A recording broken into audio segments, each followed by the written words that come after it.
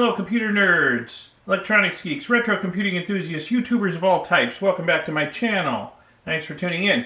This is episode 11 of me resurrecting this old Teletek Systemaster single board S-100 Z80 computer. And notice this time I said resurrecting, not trying to resurrect. There has been significant resurrectage going on here since episode 10 came out, 10 days ago?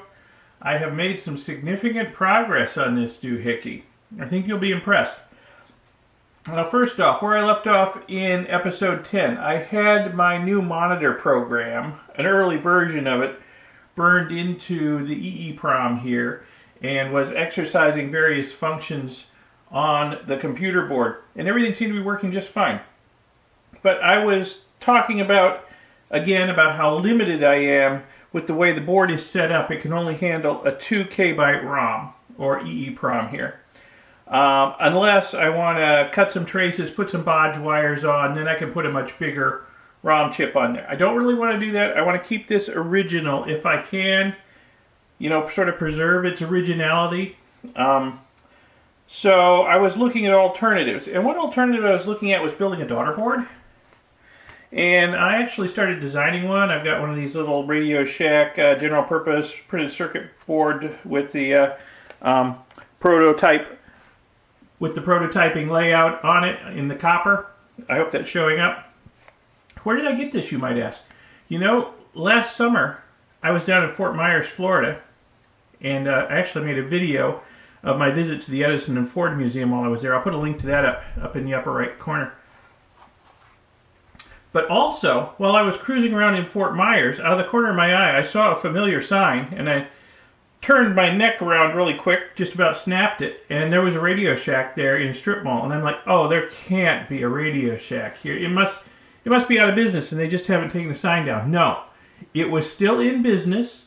It was still selling all of the stuff that you found at Radio Shack back in the day. It was a beautiful thing. I came out of there with armloads of stuff, let me tell you, just to give them some business. Apparently not all the Radio Shacks are gone. And it's not all old stuff either. It's new inventory. They're still getting the same stuff. Radio Shack is still in existence. They're just selling online. But there are still some retail stores.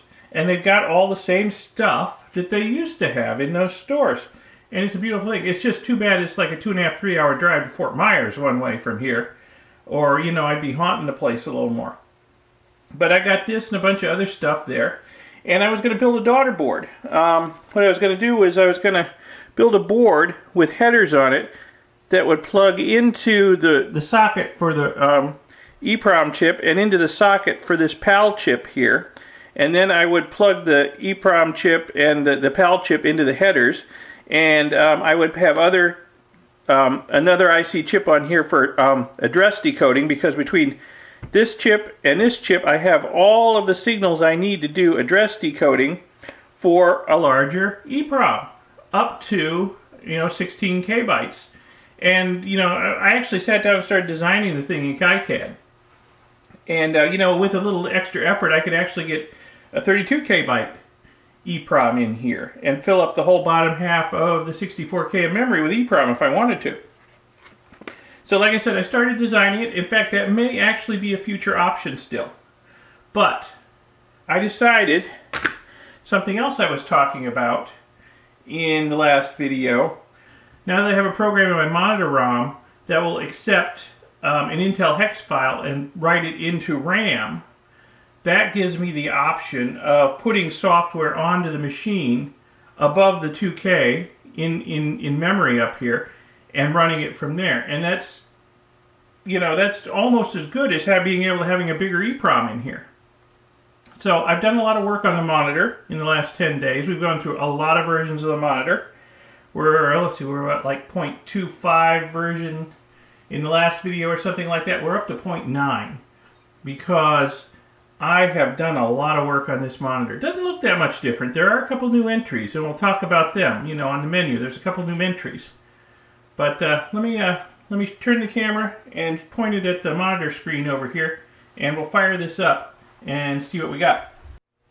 Yes, a lot has changed since the end of the last episode. Number one, I have moved my retro computing lab from off the back porch and into my office because my wife has moved her yoga studio out of my office and onto the back porch. So now I've got more room in here. The lighting situation is not ideal, but I have more lights on the way.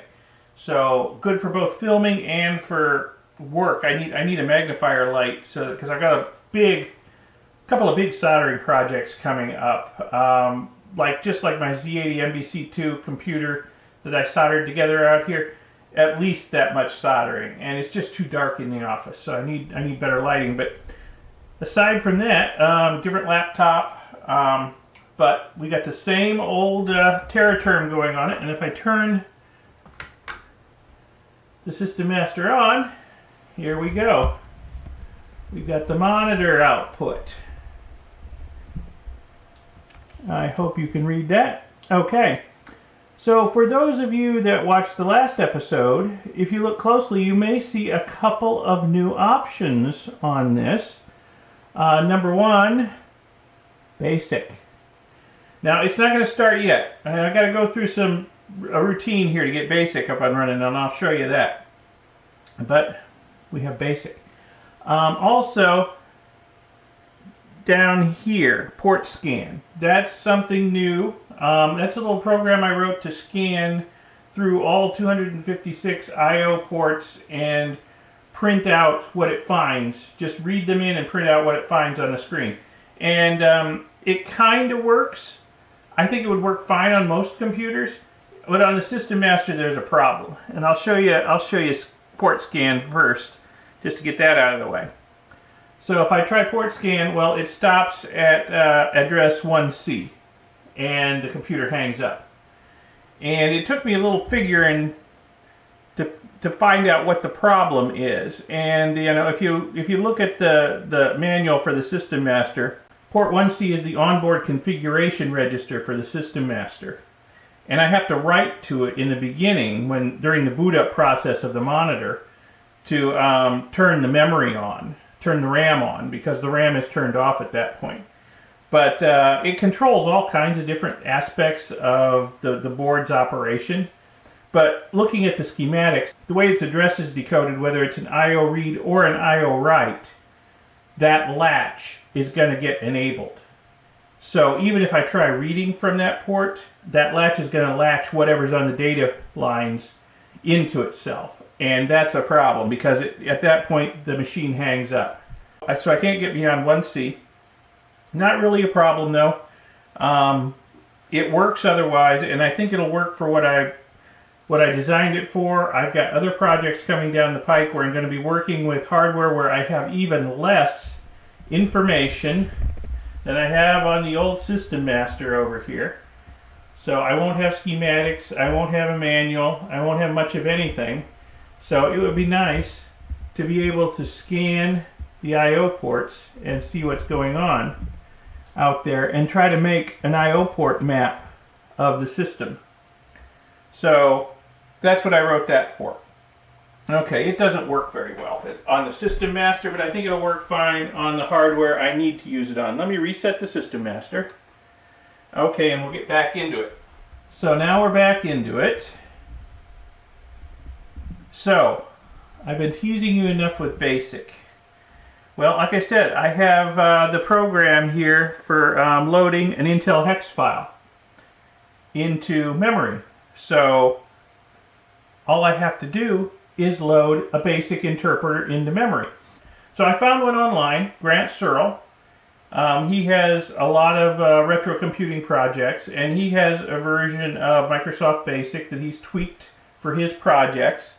And all I had to do to get it to work was rewrite my monitor program so that the calls from his tweaked BASIC call get care, put care, and check care in my monitor program.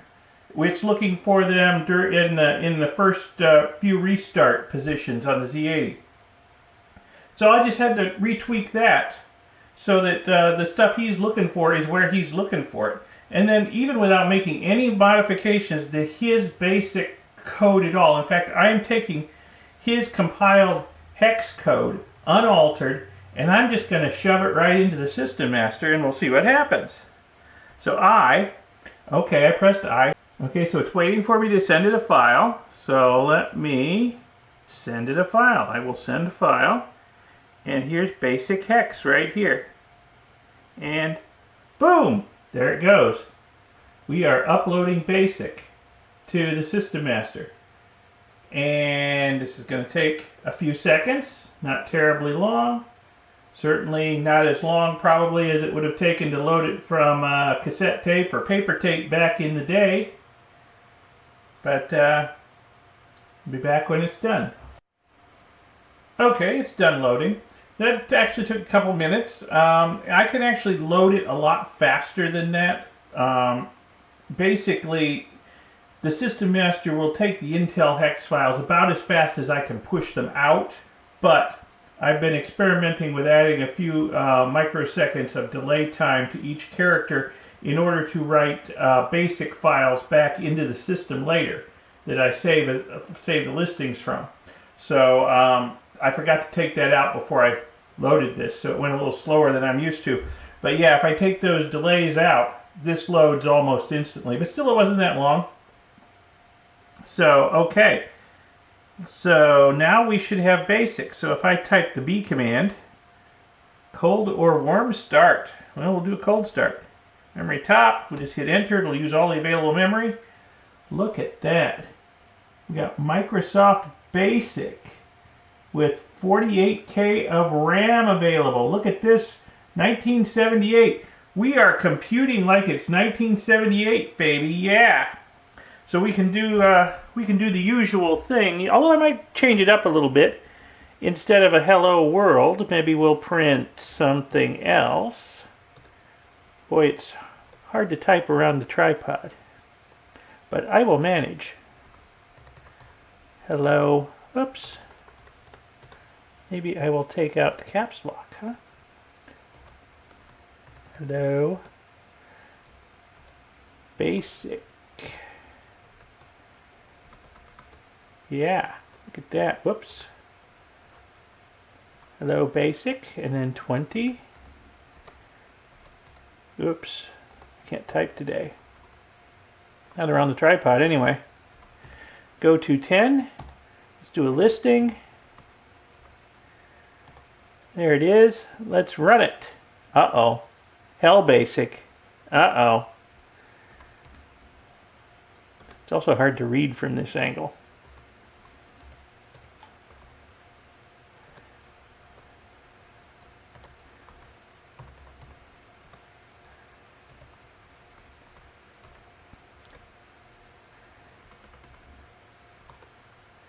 Did it again. Goodness. Now let's list it. Alright, hello basic. Let's run it. Aha! We have working basic on the Systemaster, Microsoft Basic. That is way, way cool, let me tell you. Okay. So my little hello basic program isn't the only thing I can run. I come up here, I can send it some other files. Basically, I just send it a listing, like I'm typing it in. Like, here's one, Civ.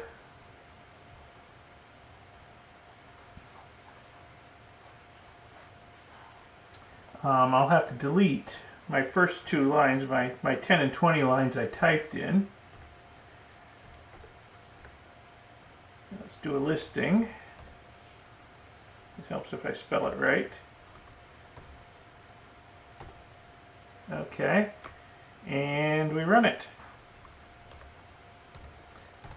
So let's see, let's get the first 200 primes, or let's get the primes below 200, let's put it that way.